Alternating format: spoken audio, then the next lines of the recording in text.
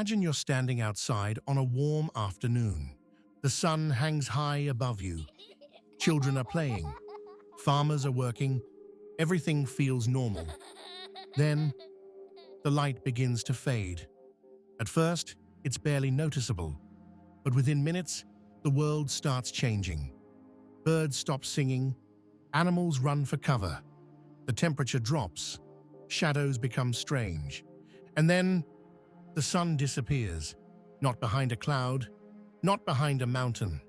Gone, completely gone. For most of us, a solar eclipse is an exciting scientific event. But for ancient civilizations, it was something far more terrifying. A warning from the gods, the sign of a coming disaster, or perhaps the beginning of the end of the world. Tonight, we're traveling back thousands of years to discover why some of humanity's greatest civilizations feared eclipses so deeply that entire kingdoms would stop what they were doing when the sky suddenly went dark. And what we'll uncover may reveal something surprising about human nature itself. More than 3,000 years ago, people in ancient China believed eclipses were caused by a celestial dragon, a massive creature living in the heavens. When the dragon became hungry, it devoured the sun. The only way to stop it was to make as much noise as possible. Entire communities would rush outside. People banged drums, clashed metal, shouted toward the sky, anything to frighten the dragon away. And according to their beliefs, it worked. The sun always came back. Every eclipse reinforced the story. Every successful rescue proved the dragon was real. But there was another reason Chinese rulers took eclipses seriously. Court astronomers were expected to predict them. Failure could have deadly consequences. One ancient account describes royal astronomers who failed to forecast an eclipse. Their punishment? Execution. Imagine losing your life because you couldn't predict the movement of celestial bodies. That's how important eclipses were. They weren't merely astronomical events. They were matters of national survival. In ancient Mesopotamia, eclipses inspired a different kind of fear.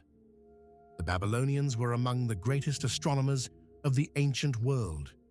They carefully recorded celestial events for centuries, and what they noticed terrified them. Eclipses often seemed to occur before major disasters, wars, famines, political upheaval. Whether coincidence or not, a dangerous belief emerged. An eclipse meant a king was about to die. Imagine being a ruler and hearing that prediction. Some kings became so frightened that they temporarily abandoned their throne. In a bizarre ritual, a substitute king would be appointed. This unfortunate individual would wear royal clothing and sit on the throne. If the gods intended to kill the king, perhaps they would take the substitute instead. For weeks or months, the real king remained hidden, waiting, watching, hoping the prophecy would pass.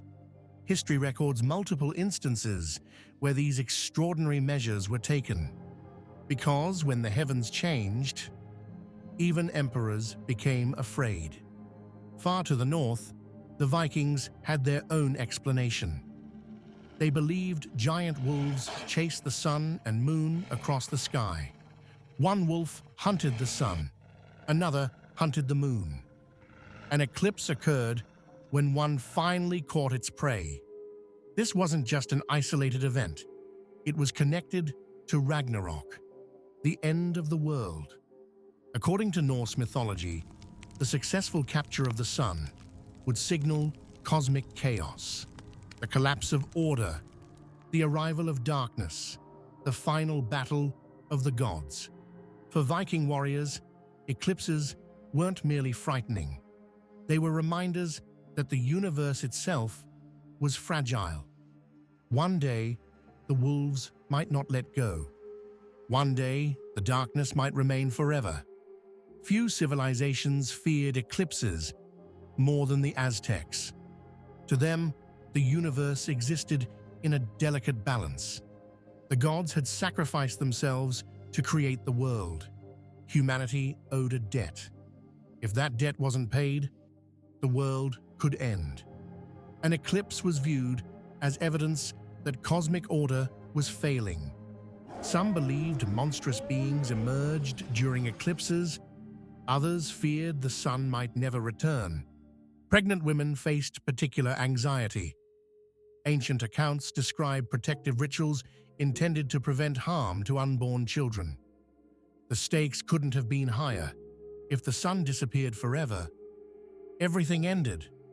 Their fears may seem strange today, but when your entire understanding of reality depends on divine forces, an eclipse becomes far more than a shadow. It becomes a test of whether existence itself will continue. Yet while many feared eclipses, others began studying them carefully, patiently, generation after generation. The Babylonians noticed patterns. Greek thinkers searched for natural explanations. Chinese astronomers kept detailed records. Over centuries, a revolutionary realization emerged. Eclipses weren't random. They followed predictable cycles. The heavens weren't controlled by angry gods. They followed rules. This idea changed everything, because once humans could predict eclipses, fear began giving way to understanding. The same event that once inspired terror became one of humanity's greatest scientific breakthroughs. Ironically, the darkness that frightened ancient civilizations helped illuminate the path toward modern astronomy. Today, millions of people travel across continents to witness eclipses. They gather with cameras, telescopes, protective glasses, and excitement. But despite everything we've learned, something ancient still awakens when the sky grows dark.